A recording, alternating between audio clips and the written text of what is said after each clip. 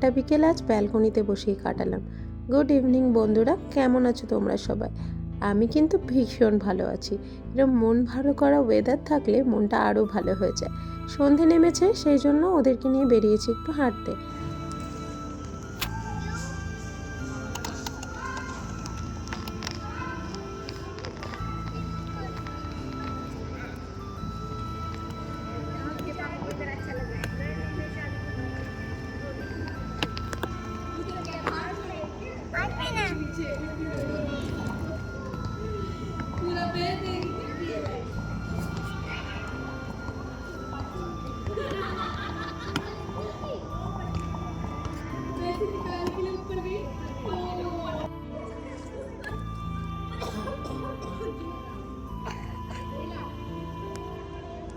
বাঙালি খাবার হেলদি নয়, এটা কিন্তু ভুল কথা। এখন বানিয়ে নিচ্ছি আলু চচ্চড়ি, যেটা বাঙালিদের সব থেকে হেলদি খাবার। তেলের মধ্যে কালো জিরে ফোড়ন দিয়ে আলুগুলো দিয়ে দিয়েছি।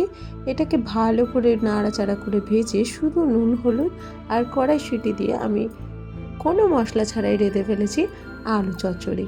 তোমরাও তো এই আলু চচ্চড়িটা সবসময় মনে হয় খাও আর প্রচুর পছন্দ করো। আমার বাচ্চারাও কিন্তু এটা প্রচুর পছন্দ করে। দিয়ে দিচ্ছি নুন আর হলুদ। এইবার এদিকে আমি রুটিটা করে নেব, যেটাতে কোনো রকম তেল আমি ইউজই করিনি। দিয়ে দিয়েছি এর মধ্যে রুটিটা, আর এটাকে একটু ঢাকনা দিয়ে সিদ্ধ হতে দেবো। আর এপাশে রুটিটা আমি চেপে চেপে করে নিচ্ছি।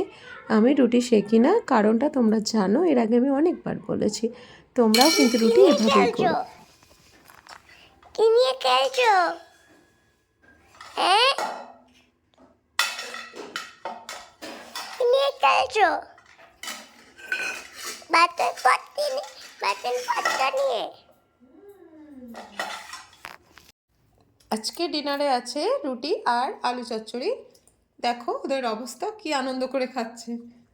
চলো আজকের মতো ব্লগটা এ পর্যন্তই। দেখা হচ্ছে নেক্সট ব্লগে। বাবা সবাইকে টাটা করে দাও। Tata, good night. Good night.